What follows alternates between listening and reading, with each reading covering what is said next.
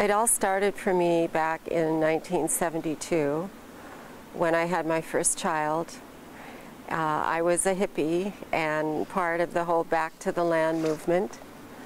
And I, of course, wanted to have a home birth, but I couldn't find a midwife. Midway through my pregnancy, this beautiful woman in town was more pregnant than I was and having a third baby, and she invited me to her birth, which took place in a milk shed. And that was my first experience. I was 5 months pregnant, and I was, wow, that's what birth feels like. And I asked her if she would be my midwife. And she said, well, you know, I'm not a midwife, but I'll be at your birth. And I tell you this because really that's how it all began in the United States. We lost midwifery, and women just started helping each other, and not necessarily with a lot of skill, but with a lot of intention to get skilled. And, you know, pretty soon my time came, and I found a midwife who had been a self-starter like that woman was. And she took me on and apprenticed me, and I just went from there. Is that 2 years after that first birth, I had a home birth that was orgasmic. And I never said a word about it to anyone for years because I was trying to get established in my career as a midwife, and I thought if I told anyone they would think I was crazy.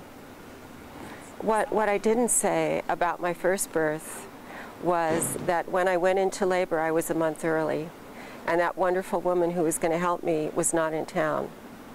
So I had to go to the hospital because I was early and because I had no support. And my experience was pretty brutal. They tied me down. They gave me an episiotomy against my will. They drugged me after the birth, and I didn't see my son for 7 hours. And the damage was so great because I knew what I'd missed. It made my second birth all the more vivid. I would have stayed home, I think, no matter what. And because they'd cut this huge, horrible episiotomy, I went deep inside myself when I was pushing so that I wouldn't tear. I had no idea of orgasmic birth or any intention, but going deep inside and feeling my daughter's head, the contours of it, and relaxing to the pressure of it, and then feeling her body as it squiggled out of me. I could feel every detail of her form, and the sensation was overwhelming, and the emotional release was so great that that was the orgasm of my birth.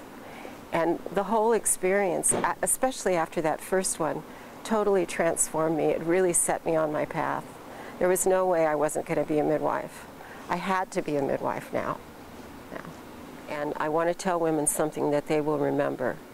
So I tell them that the hormones of birth, the oxytocin, are the same hormones of making love, only 10 times higher.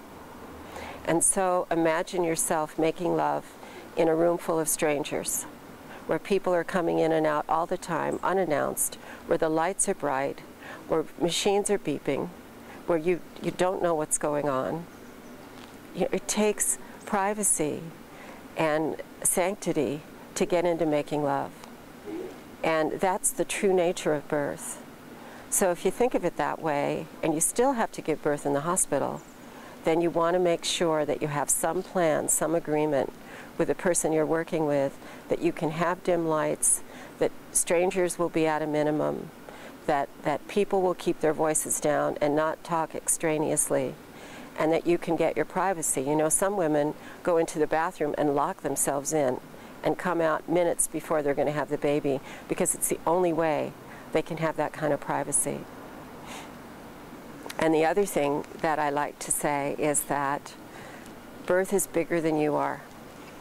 And if you think you're going to do it as an athletic feat or by will, intention for accomplishment, you'll suffer. You know, there's this point in labor around 4 centimeters where contractions get really strong, and a lot of women that have hoped for a natural birth think, I can't do it. it's more than I can handle. I was wrong. This is not for me. I'm one of those people that has got to have drugs. You know.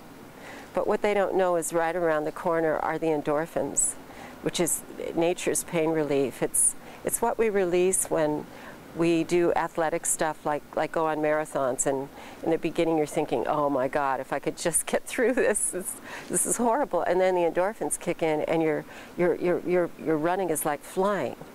And that happens in birth. You get that rush of release, and then the contractions are very manageable. So those two things I think every woman should know. Birth is sexual, you need privacy, and labor is bigger than you are, but you can do it. You can do, women have done it, and you can not only do it, but you can love it. The more you let go, the more incredible it is.